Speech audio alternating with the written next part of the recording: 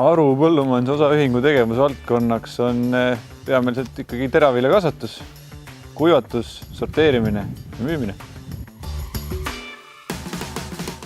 Enne ATMX-i ümberehitust toimus kuivatamine, ei saa öelda päris manuaalselt, aga kõik seadmed tuli eraldi sisse lülitada kilbist ja operaatori peas oli kogu süsteem, ehk siis juhtimine toimus läbi inimese, mitte läbi masina.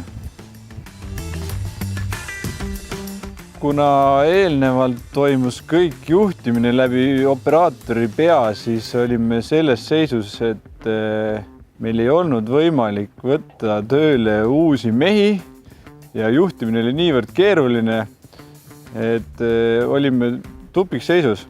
Ja seega tuli muuta lahendus selliseks, et iga mees saaks teraviljakuivatit käidelda. Ja antud hetkel oleme sinna jõudnud. Paarinädalase kursusega suudab iga mees vilja kuivatada.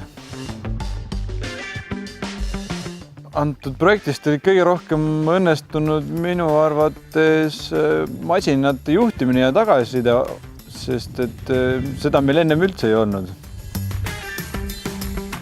Seoses täisautomaatsele süsteemile üleminekuga oleme saanud likvideerida kõige suurema ohuteguri, milleks on inimfaktor. Kuna inimeselt on vastutust ära võetud, siis ei saa tekkida nii palju vigu ja selle võrra on ka efektiivsus parem.